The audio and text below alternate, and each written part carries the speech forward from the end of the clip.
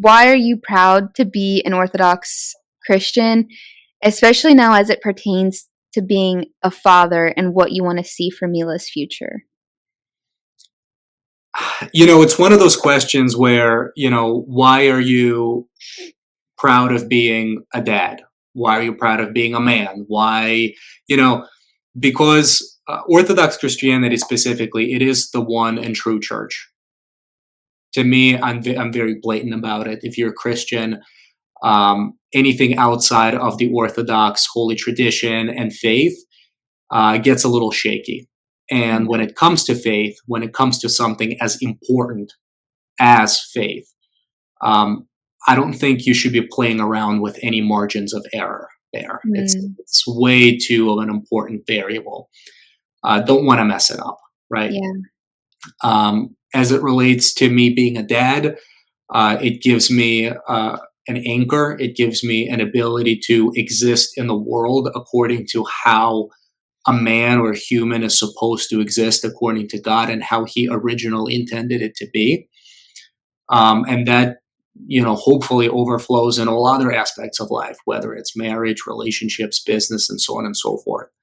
But there's a lot of reasons to go into Orthodoxy specifically. We love our Christian brothers and sisters, whatever denomination they're in. Yeah. But I definitely urge people to do an in-depth analysis of themselves, their faith, where they're at, and make those decisions for themselves. But to me, there's no doubt this is the place to be if you honestly profess to be followers of Jesus. Yeah. I know different people have different opinions, but what I've realized also about Orthodoxy is it doesn't matter what your opinion is. It doesn't matter what your level of comfort is. Your interpretation. It doesn't matter what your interpretation. It doesn't matter what your pastor's interpretation is. I mean, just look up on Instagram and TikTok. A different church is going to have a different interpretation, a way of doing things, and so on and so forth. So it doesn't matter any of it. Yeah. What matters is how the faith was originally structured to be, who originated it, who professed it going forward, and what is the best way of exercising it. And Orthodoxy just happens to be that vehicle, not by choice, but by design. Mm-hmm.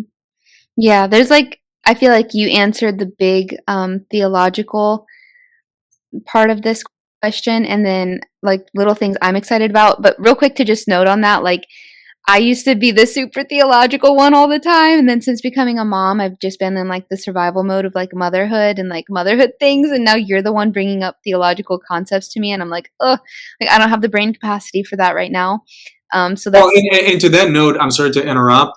While you're no longer like translating the Bible from Hebrew, right, every day, you are very much embedded into your theological studies. It just may not be as much. Yeah, that's a good point. Yeah, like I'm still reading every day. It's still at the center of everything you do, and you're so avidly researching and looking into things, especially with your conversion into Orthodoxy. And so I would cut yourself some slack a little bit. I'm hard on myself. We know that. Yes, we do. But also my mind is primarily on motherhood since becoming a mom. But yeah, somehow I still find time to read about Orthodoxy and things like that. What was I going to say about that? I was going to say, the little things I'm excited about as it pertains to like being a mom and her following the Orthodox tradition is like something I've noticed in the non-denominational churches we went to is there's been like a children's school. So the kids go somewhere else during service and like that's where they are. So typically you don't see many kids like in the seats or in the pews around you. But in the Orthodox Church, like your kids stay with you and then Sunday school is after the service because you take the Eucharist with them, you do the whole liturgy with the children, and then they go to Sunday school afterwards. So I'm excited that she's going to be there with us. I'm a little nervous. We're going to church again for the first time since I gave birth this Sunday. Her and I are getting... You and Mila. Me and Mila, yeah. You've been going, and we've been watching online.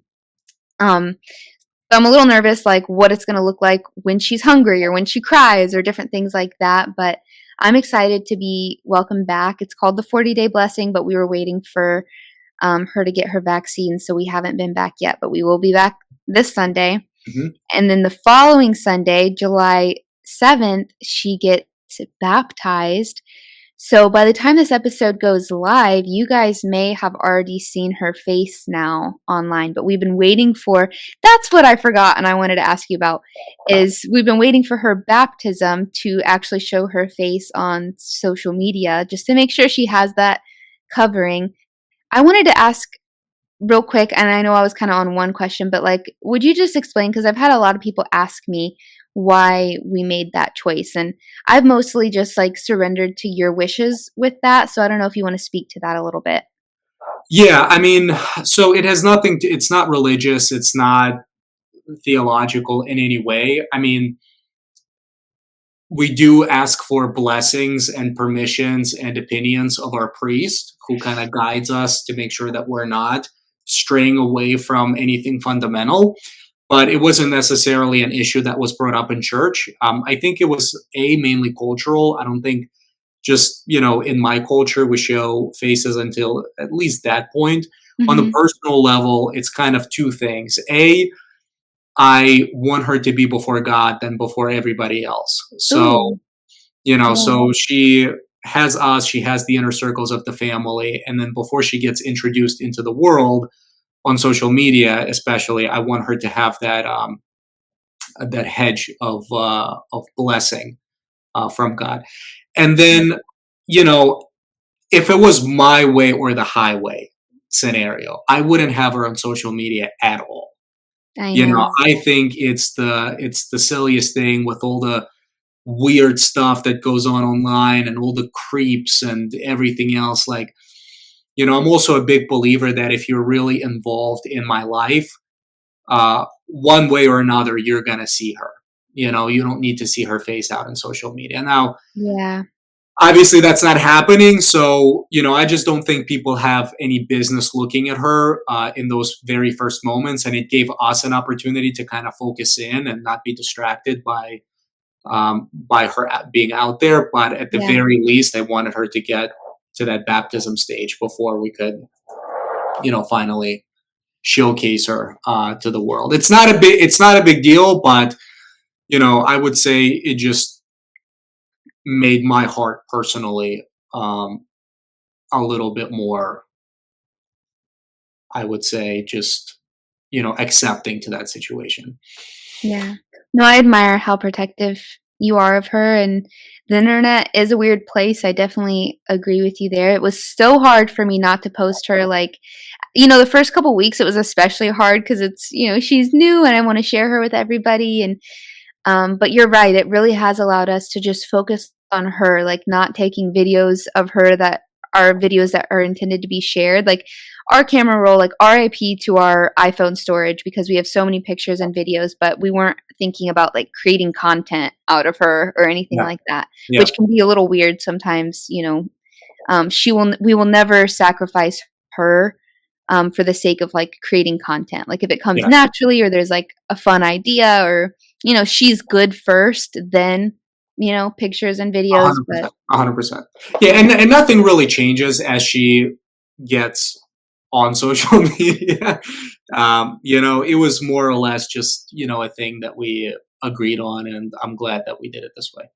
yeah, yeah, and I know I kind of jumped to that because I didn't want to forget it again. But just kind of like the reasons I'm excited for her to grow up in the Orthodox Church.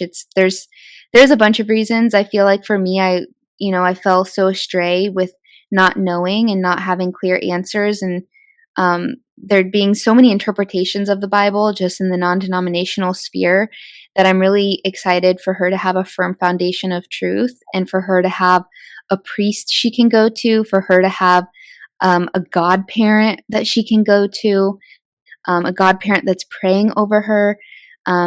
Just there's so many parts of the Orthodox tradition that I think are really going to bless her life that, um, and our future kids' lives as well, that I'm excited for them to grow up in that tradition. And maybe she'll be a little myrrh bearer one day. We'll get to see her up there.